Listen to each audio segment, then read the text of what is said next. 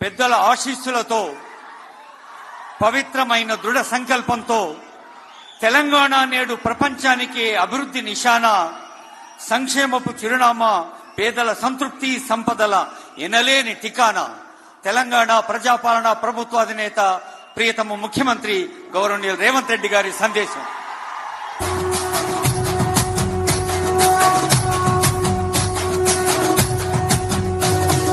మూడు రంగుల జెండా బట్టి సింగమోలే కదిలినాడు ఒక్కరో కాంగ్రెస్ సూర్యుడు మన రేవంత్ అన్న నిక్కదీసి అడిగే మునగాడు. విడు భూమిన బానైతాడు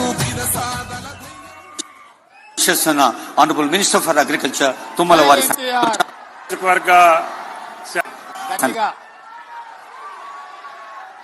జై ఎన్టీఆర్.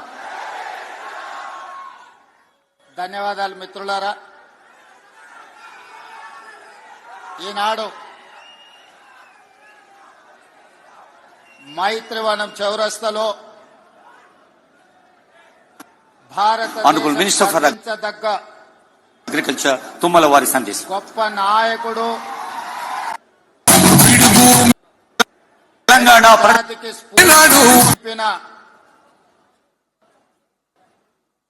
తెలుగు జాతి చేత అన్నా అని పిలిపించుకొని గౌరవం దక్కించుకున్న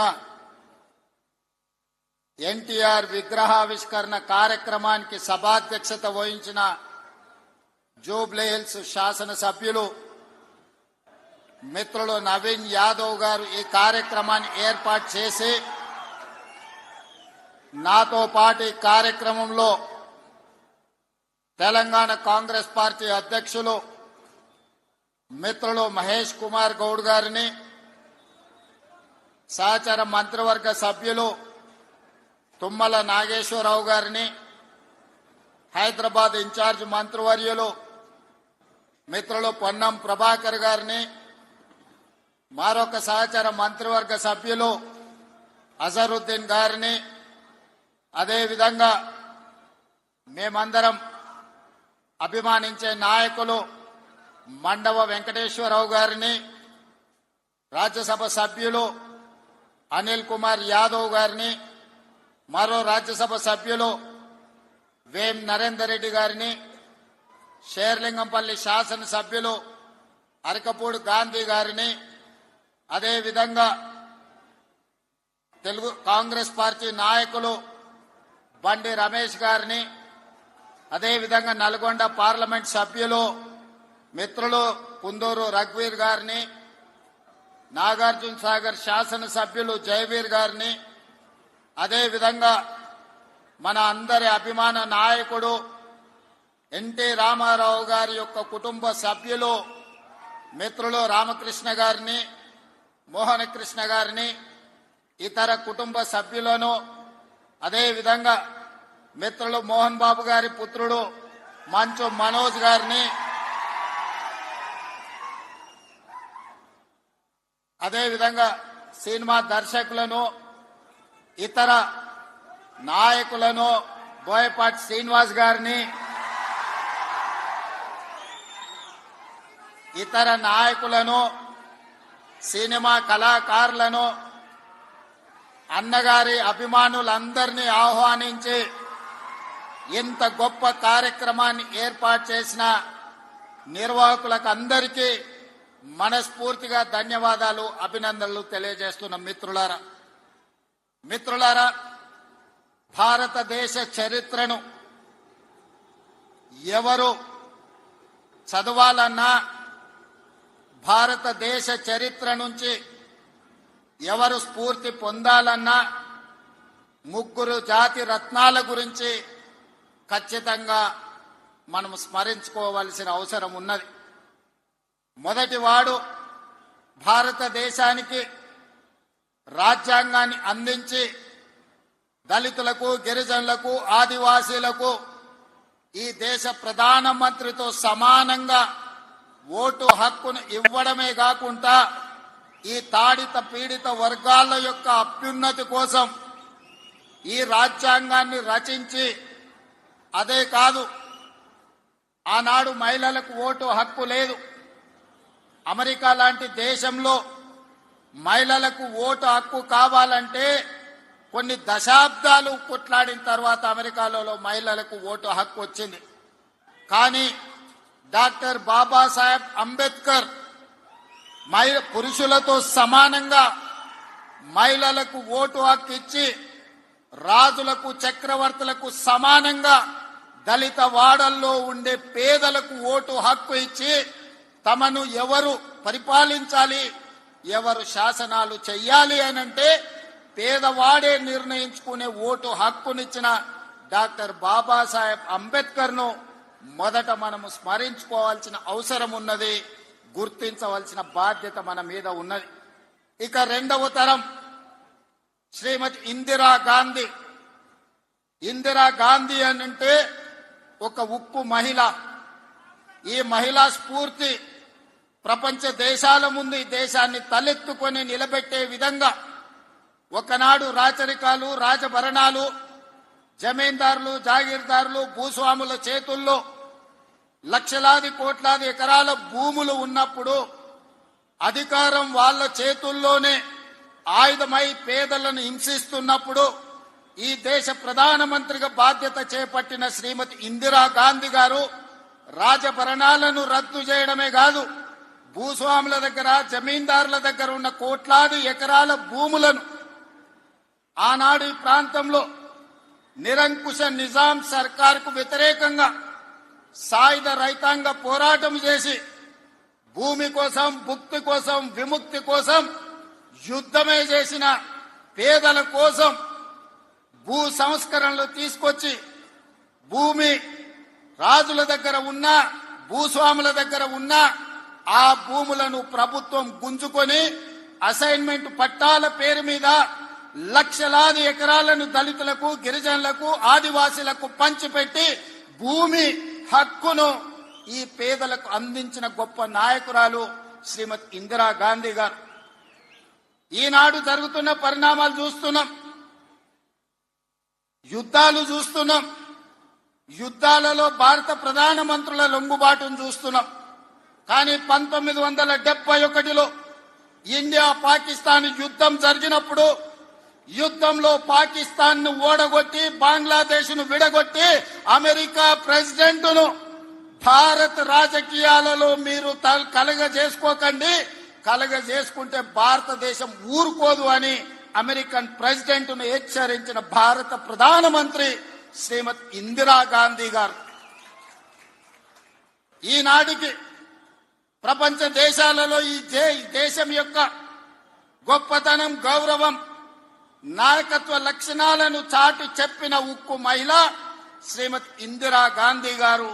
వారిని స్మరించుకోవాల్సిన అవసరం ఈ దేశంలో రాజకీయాలలో ఉండే ప్రతి ఒక్కరికి, ఈ యువతరానికి అవసరం ఉన్నది. ఇక మూడో తరం, ఆ తరం గురించి నేను చెప్పాల్సిన అవసరం లేదు. మూడు పదాలు, ఎన్టీఆర్. ఈ 3 అక్షరాలు నీతి, నిజాయితీ, నిబద్ధత, ఉక్కు సంకల్పం కలిగిన నాయకుడు ఎవరైనా ఉన్నారు ఈ దేశంలో అంటే తెలుగు జాతి గర్వించదగ్గ బిడ్డ ఎన్టీఆర్. డాక్టర్ బాబాసాహెబ్ అంబేద్కర్, శ్రీమతి ఇందిరాగాంధీ, అన్న ఎన్టీఆర్ ఈ భారతదేశ జాతి రత్నాలు. ఈ జాతి రత్నాలు ఈ దేశం ఉన్నంతకాలం, మానవుల మనుగడ ఉన్నంతకాలం వారి కీర్తి ప్రతిష్టలు, వారి నిర్ణయాలను మనం స్మరించుకోవాల్సిన బాధ్యత ఈ రోజు మన అందరి మీద ఉన్నది. మిత్రులారా, ఈనాడు ఈ కార్యక్రమం తీసుకుంటున్నప్పుడు చాలా మంది చాలా రకాలుగా మాట్లాడుతున్నారు. కాంగ్రెస్ పార్టీ ముఖ్యమంత్రి, పిసిసి అధ్యక్షుడు ఎన్టీఆర్ గారి విగ్రహాన్ని ఏ విధంగా ఆవిష్కరిస్తారు, లేదా ఎన్టీఆర్ గారిది ఆంధ్రప్రదేశ్ హైదరాబాదు నగరం నడిపొడ్డున ఎన్టీఆర్ విగ్రహాన్ని పెడతారా అని కొంతమంది మాట్లాడుతున్నారు. ఈ రోజు నేను స్పష్టంగా ఒక మాట చెప్పదలుచుకున్నా. కులాలకు, మతాలకు, ప్రాంతాలకు, భాషలకు అతీతంగా ఈ దేశం గర్వించదగ్గ నాయకుడు ఎన్టీఆర్. ఆ ఎన్టీఆర్ స్ఫూర్తి హైదరాబాదు నగరం నడిబొట్టున వారి స్ఫూర్తితో పరిపాలన అందిస్తున్న మా ప్రభుత్వం అమీర్పేట్ చౌరస్తాలో మైత్రి వనంలో ఈ దారిలో వెళ్లే ప్రతి వాడికి ఒక స్ఫూర్తిని నింపడానికే ఈ రోజు వారి విగ్రహాన్ని ఇక్కడ మేము ఆవిష్కరించుకున్నాం. ఇది విగ్రహం కాదు, ఇది ఒక స్ఫూర్తి, ఇది ఒక గొప్ప అనుభూతి. ఒక ముఖ్యమంత్రిగా ఎన్టీఆర్ విగ్రహాన్ని ఆవిష్కరించడం అంటే నాకు జీవిత కాలం గుర్తుండిపోయే ఒక మధుర సంఘటన. ఎవరు ఏమనుకున్నా, ఎవరు ఎలాంటి విమర్శలు చేసినా నేను జడవదలుచుకోలేదు. నేను చెప్పదలుచుకున్నా, ఆనాడు శ్రీమతి ఇందిరాగాంధీ గారు ఈ తెలంగాణ ప్రాంతం నుంచి ఒక పివి నరసింహారావు గారిని, ఒక మర్రి చెన్నారెడ్డి గారిని, ఒక పి శివశంకర్ గారిని, ఒక వెంకటస్వామి లాంటి నాయకులను అందిస్తే ఈ తెలంగాణ ప్రాంతానికి అన్న ఎన్టీ రామారావు గారు ఓ మండవ, ఓ తుమ్మల నాయకత్వాన్ని తెలంగాణకు అందించిండు. ఓ మాధవరెడ్డి, ఓ జానారెడ్డి నాయకత్వాన్ని అందించిండు. ఓ దేవేందర్ గౌడ్ నాయకత్వాన్ని అందించిండు. ఓ కడియం శ్రీహరి, ఒక మోత్కుపల్లి నరసింహుల లాంటి నాయకులను ఈ తెలంగాణకు అందించడు. అంతెందుకయ్యా, ఈనాడు ఉపన్యాసాలు ఇస్తున్న బీఆర్ఎస్ నాయకుడు కల్వకుంట్ల చంద్రశేఖర్ రావుకి రాజకీయ భిక్ష పెట్టింది ఎవరు? అన్న లేకుంటేనే మీరు నాయకులు అయ్యిండ్రా? అన్న నీడను బతికిన మీరు అన్నగారి గురించి తక్కువ చేసి మాట్లాడు మీకు మంచిదా? వారే కాదు, వారి పేరు పెట్టుకున్న వాళ్ళు కూడా ఈరోజు నాయకులుగా చలామణి అవుతున్నారు. ఆయన ప్రోత్సాహం ఇచ్చి, ఆయన భుజము తట్టి, ఆయన ఒక అవకాశం ఇచ్చిన ఓ తుమ్మల, ఓ మండల, ఓ మండవ, ఓ జానా, ఓ మాధవరెడ్డి, ఓ దేవేందర్ గౌడ్, ఓ కడియం శ్రీహరి, ఓ మోత్కుపల్లి నరసింహులే కాదు, తెలంగాణలో నాయకత్వాన్ని వహిస్తున్న కల్వకుంట్ల చంద్రశేఖరరావును కూడా ఎన్టీ రామారావు గారికి గుర్తించే రాజకీయ అవకాశాలు కల్పించిన సంగతి ఎవరు మరవద్దు. ఇది చరిత్ర. ఇంకొంతమంది ఆయన పేరు మీదనే చలామణి అవుతున్నారు. కొంతమంది నకిలీలు ఎప్పుడు ఉంటారు. వాళ్ళ ఆలోచనలు ఎట్లుంటాయో కూడా మనం చూస్తున్నాం. అందుకే ఇవాళ మిత్రులారా, ఆనాడు ఈనాడు మేము అందిస్తున్న ఇందిరమ్మ ఇల్లు కావచ్చు, ఆనాడు ఎన్టీఆర్ గారు మొదలుపెట్టిన పక్కా ఇళ్ల పథకమే ఈనాడు ఇందిరమ్మ ఇళ్ల పథకం అని నేను ఈరోజు గర్వంగా చెప్పదలుచుకున్నా. ఈనాడు 3,24,00,000 మంది సన్న బియ్యం ప్రతి పేదవాడు దళిత వాడల్లో అన్నం తింటున్నాడంటే, సంటి పిల్లలకు బుక్కెడు పువ్వ తినిపిస్తున్నారంటే ఆ స్ఫూర్తి వెనకాల అన్న 2 రూపాయల కిలో బియ్యం పథకం ఉన్నదని నేను ఈరోజు చెప్పదలుచుకున్నా. ఇవాళ మేము ఇందిరమ్మ చీరలు ఇస్తున్నాం ఆడబిడ్డలకు. పండుగ పూట నాడు పెట్టే మేము చీర సారెగా భావించి ఈనాడు పాలపిట్టల లెక్క ఈరోజు మా ఆడబిడ్డలు చీర కట్టుకుంటున్నారు. దీనికి స్ఫూర్తి ఆనాడు ఎన్టీఆర్ జనతా వస్త్రాలు పేదవాళ్లకు అందించి కూడు గుడ్డ నీడ అని ఎన్టీఆర్ ఏదైతే ఆలోచన చేసిండో ఆ స్ఫూర్తి ఈనాడు మా ప్రభుత్వంలో అమలు చేస్తున్న సంక్షేమ పథకాలలో కనిపిస్తుంది. మీరు ఒక్కసారి ఆలోచన చేయండి. ఈనాడు వైఎస్ఆర్ ప్రకటించిన ఉచిత కరెంటు కావచ్చు, ఈనాడు రైతులకు మేము అందిస్తున్న 24 గంటల ఉచిత కరెంటు, దీనికి స్ఫూర్తి ఆనాడు అన్న ఎన్టీఆర్ 50 రూపాయలకే హార్స్ పవర్ అని రైతాంగాన్ని ఆదుకోవడానికి వారు అందించిన విద్యుత్తే, వారు అందించిన శక్తే ఈనాడు ఉచిత విద్యుత్తు అని నేను చెప్పదలుచుకున్నా. ఇవాళ మిత్రులారా, ఆనాడు ఎస్సీల కోసం, ఎస్టీల కోసం, మైనారిటీల కోసం అమ్మ ఇందిరమ్మ పాటుపడితే బలహీన వర్గాల కోసం అన్న ఎన్టీఆర్ పాటుపడ్డాడు. ఇవాళ బలహీన వర్గాలు, పాలితులుగా ఉన్న బలహీన వర్గాలు ఈరోజు పాలకులుగా మారినరు అని అంటే అన్నగారి యొక్క ఆశీర్వాదం తెలంగాణ సమాజానికి అందబట్టే పాలితులుగా ఉన్న బలహీన వర్గాలు ఈరోజు పాలకులుగా మారినరు. ఒకనాడు గ్రామాలలో పటేల్ పట్వారి వ్యవస్థ ఎంత బలంగా ఉండేనో వాళ్ళ చేతుల్లో తెలంగాణ నలిగిపోతుంటే ఎన్టీ రామారావు గారు పటేల్ పట్వారి వ్యవస్థను రద్దు చేసి పేదలకు విముక్తి కలిగించిన చరిత్ర ఈ ప్రాంతంలో ఉన్నది. ఆనాడు ఇందిరాగాంధీ గారు సాయుధ రైతాంగ పోరాటాన్ని స్ఫూర్తిగా తీసుకొని దళితులకు, గిరిజనులకు, ఆదివాసీలకు భూ పంపకాలు చేపట్టి అసైన్మెంట్ పట్టాలు ఇచ్చి గ్రామాలలో ఉన్న పేదలకు ఆత్మ గౌరవాన్ని ఇందిరాగాంధీ గారు అందిస్తే పటేలు పట్వారి వ్యవస్థను రద్దు చేసి బలహీన వర్గాల ఆత్మగౌరవంతో బతికే అవకాశం ఎన్టీ రామారావు గారు కల్పించిండ్రు. మిత్రులారా, ఇవాళ ఎక్కడైనా చూడండి మా ప్రభుత్వం అమలు చేస్తున్న సంక్షేమం, మా ప్రభుత్వం అమలు పరుస్తున్న అభివృద్ధి ఇందిరాగాంధీ గారో ఎన్టీఆర్ గారో వారి స్ఫూర్తి కనిపిస్తుంది. ఈ రోజు ఇందిరమ్మ ఆశీర్వాదం అన్న ఎన్టీఆర్ స్ఫూర్తి ఈ రోజు మా ప్రజా పాలనలో కనిపిస్తుంది, మా ప్రభుత్వంలో కనిపిస్తుంది, మా నిర్ణయాలలో కనిపిస్తుంది. అందుకే ఇందిరమ్మ మాకు ఎంత ముఖ్యమో ఎన్టీఆర్ కూడా అంతే ముఖ్యం. ఇందిరమ్మ ఒక తరం అయితే ఎన్టీఆర్ ఒక శకం. వాళ్ళిద్దరి కలయికనే ఈనాటి ప్రజాపాలన. ఈ ప్రజాపాలన ప్రజలకు అందుబాటులో ఉంది అనంటే ఒక ఇందిరమ్మ స్ఫూర్తి, ఒక ఎన్టీఆర్ యొక్క ఆలోచన విధానం ఈనాడు మేము అమలు చేస్తున్నాం. మిత్రులారా, ఇవాళ మా నిర్ణయాలు మీరు చూసిండ్రు. ఆడబిడ్డలకు ఆర్టీసీలో ఉచిత బస్సు కావచ్చు, ఆడబిడ్డలకి ఈరోజు అదానీ అంబానీలతో పోటీ పడి సోలార్ పవర్ విద్యుత్ ఉత్పత్తి కావచ్చు, ఆర్టీసీలో ఉచిత ప్రయాణమే కాదు, ఆర్టీసీ 1000 బస్సులు ఆడబిడ్డలను యజమానులను చేసి ఈ రోజు వాళ్ళని వ్యాపారాలలో రాణించే విధంగా చేసినాం. ఆనాడు అన్న ఆడబిడ్డలకు ఏ విధంగా ఆస్తిలో హక్కిచ్చిండో ఈనాడు 1 కోటి మంది ఆడబిడ్డల్ని కోటీశ్వరులను చెయ్యాలన్న లక్ష్యంతో మా ప్రజాపాలన పనిచేస్తుంది. మా సీతక్క, మా బట్టి విక్రమార్క గారు దీన్ని అమలు చేస్తున్నారు. ఇవాళ మేము గర్వంగా చెప్పదలుచుకున్నాం, అన్నగారు అదే విధంగా ఇందిరమ్మ స్ఫూర్తితో 1 కోటి మంది ఆడబిడ్డల్ని ఇవాళ కోటీశ్వరులను చెయ్యాలి అని మా ప్రభుత్వం ప్రయత్నం చేస్తుంది. అందుకే మిత్రులారా, ఇవాళ మా ప్రభుత్వం రైతు రుణమాఫీ కావచ్చు, రైతు భరోసా కావచ్చు, రైతులకు ఉచిత కరెంటు కావచ్చు, రైతు రుణమాఫీ 21,000 కోట్ల రూపాయలు రద్దు చేసిన విషయం కావచ్చు, ఇవన్నీ రైతుల కోసం మేము అమలు చేస్తున్న సంక్షేమ పథకాలు.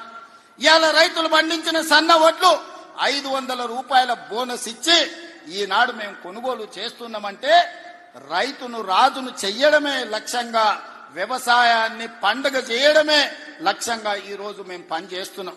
ఇవాళ మహిళలందరికీ అవకాశం ఇవ్వాలి అని స్థానిక సంస్థల్లో ఆనాడు మహిళలకు రిజర్వేషన్లు ఉండాలని రాజీవ్ గాంధీ గారు నిర్ణయం తీసుకుంటే ఆ నిర్ణయాన్ని అమలు చేసిన గొప్ప నాయకుడు ఎన్టీఆర్. ఈ రోజు స్థానిక సంస్థల్లో ఆడబిడ్డలకు 50% అవకాశాలు ఆనాడు రాజీవ్ గాంధీ నిర్ణయం తీసుకుంటే ఎన్టీఆర్ అమలు చేస్తే ఈ రోజు ఆడబిడ్డలకు స్థానిక సంస్థల్లో ఈ రోజు రిజర్వేషన్లు వచ్చినాయి.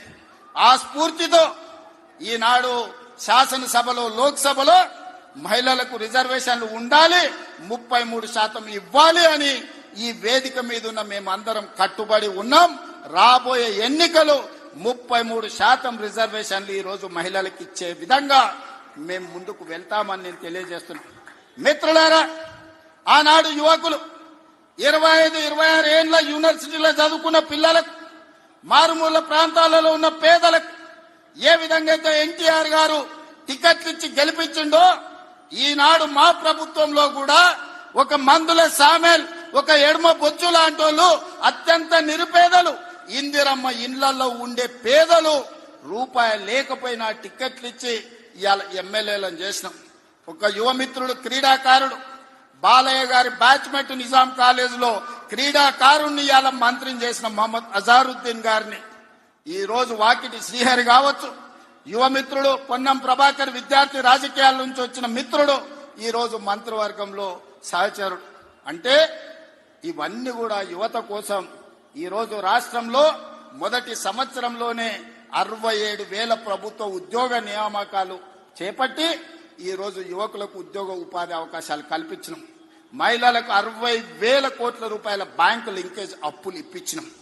ఈ రోజు మహిళలు వ్యాపారం చేసుకుంటూ, యువకులు ఉద్యోగాలకు పోటీ పడుతున్నారు, రైతులు వ్యవసాయంలో లాభసాటిగా ఈ రోజు ముందుకు సాగుతున్నారు. ఇవన్నీ మీ ఆశీర్వాదంతో, మీరండగా నిలబడి ఆనాడు 2023 డిసెంబర్ 7 నాడు ప్రజాపాలనను మీ ఆశీర్వాదంతో అధికారం చేపట్టి ఉప ఎన్నికలు జరిగితే కంటోన్మెంట్ అయినా జూబ్లీ హిల్స్ అయినా మీరందరూ అండగా నిలబడి గెలిపించబట్టే ఈనాడు ప్రజాపాలన ముందుకు సాగుతుంది. భవిష్యత్తులో మీరు ఇదే విధంగా అండగా ఉండాలి. ఈ సందర్భంగా చివరగా ఒక్క మాట చెప్పదలుచుకున్నా. 94 నుంచి 2004 వరకు 10 సంవత్సరాలు తెలుగుదేశం పార్టీ అధికారంలో ఉంది. 2004 నుంచి 2014 వరకు 10 సంవత్సరాలు కాంగ్రెస్ పార్టీ అధికారంలో ఉంది. 2014 నుంచి 2024 వరకు బీఆర్ఎస్ అధికారంలో ఉంది. ఇవాళ నేను చెప్తున్నా, మీ ఉత్సాహం, మీ ఊపు చూసిన తర్వాత 2024 నుంచి 2034 వరకు మాదే అధికారం. సంక్షేమాన్ని, అభివృద్ధిని అంతర్జాతీయ స్థాయికి తీసుకెళ్లే బాధ్యత మేము తీసుకుంటాం. ఎన్నో అభివృద్ధి పనులు జరుగుతున్నాయి, మీరు అండగా నిలబడండి. హైదరాబాదు నగరాన్ని అంతర్జాతీయ స్థాయిలో అభివృద్ధి చేయడానికి మేము ప్రయత్నం చేస్తున్నాం. ఆనాడు మీ రోజున ఫైనాన్షియల్ డిస్ట్రిక్ట్ కావచ్చు, హైటెక్ సిటీ కావచ్చు, వీటన్నిటినీ చంద్రబాబు నాయుడు గారు ప్రణాళికబద్ధంగా ముందుకు తీసుకెళ్లింది. ఇవాళ మా ప్రభుత్వం 30,000 ఎకరాలలో ఎయిర్పోర్ట్ కి కూతవేటు దూరంలో భారత్ ఫ్యూచర్ సిటీని నిర్మిస్తున్నాం. ప్రపంచాన్ని అక్కడికి తీసుకొస్తాం. ఈనాడు మన యువత ప్రపంచ దేశాలలో దిగ్గజ కంపెనీలకు పనిచేస్తున్నారు. సత్య నాదెళ్ల కావచ్చు, శంతను నారాయణ్ కావచ్చు, అజయ్ బంగా కావచ్చు, ప్రేమ్జీ వాత్సవ్ కావచ్చు, వీళ్ళంతా హైదరాబాద్ బాయ్స్. హైదరాబాద్ పబ్లిక్ లో స్కూల్లో చదువుకున్న వాళ్ళు ప్రపంచ పెద్ద పెద్ద దిగ్గజ కంపెనీలకు సీఈఓలు. ఇవాళ మనం ఎక్కడికో వెళ్ళి ఆ కంపెనీలలో పనిచేయడం కాదు, ఆ కంపెనీలను ఇక్కడికి తెస్తాం. భారత్ ఫ్యూచర్ సిటీలో పెట్టిస్తాం. ఈ కంపెనీలను పెట్టడమే కాదు, అలాంటి కంపెనీలకు తెలంగాణ యువతను యజమానులను చేసే బాధ్యత ఈ ప్రభుత్వం తీసుకుంటుంది.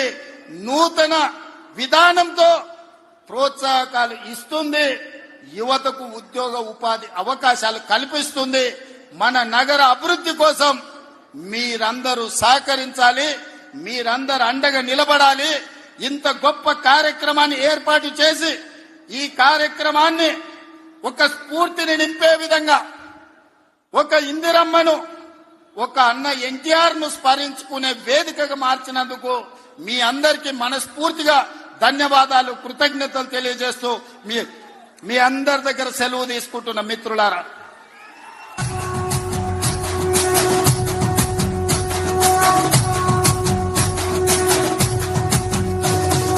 మూడు రంగుల జెండా బట్టి సింగమోలే కదిలినాడు. ఒక్కరో కాంగ్రెస్ సూర్యుడు, మన రేవంత్ అన్న నిగ్గదీసి అడిగే మునగాడు.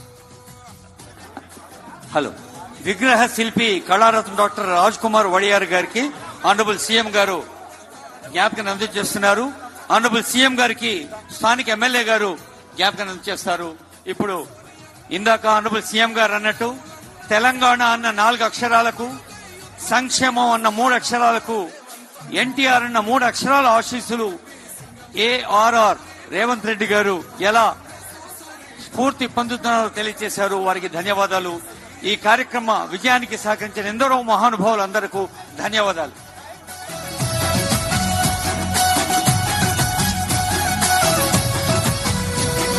దాడులెన్ని జరిగిన గాని దడువలేదు రేవంత్ అన్న. గంతకంతా ఎత్తుకు ఎదిగాడు.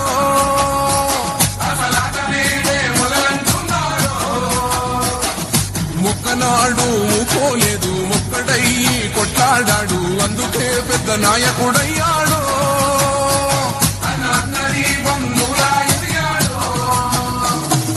అమరవీరుల త్యాగం చూసి అమ్మ సోనియ చలువతోటి వచ్చిన మన తెలంగాణ రక్షణే ధ్యేయమంటున్నాడు. మూడు రంగుల జెండా బట్టి సింగమోలే కదిలినాడు. ఒక్కరో కాంగ్రెస్ సూర్యుడు, మన రేవంత్ అన్న నిగ్గదీసి అడిగే మొనగాడు.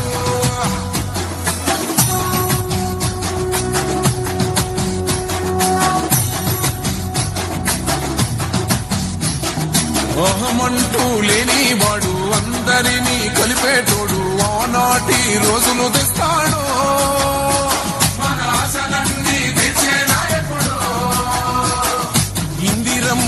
రాజ్యం మళ్ళీ రేవంతు వల్లే సాధ్యం మన వంతుగా గన్నకు తోడుందా మన ఉద్యమానికి సిద్ధం అయిపోతా తెలంగాణ పులి బిడ్డ మరవబోదు నిమ్మి గంట జై జై మా రేవంతన్న గన్నది మన తెలంగాణ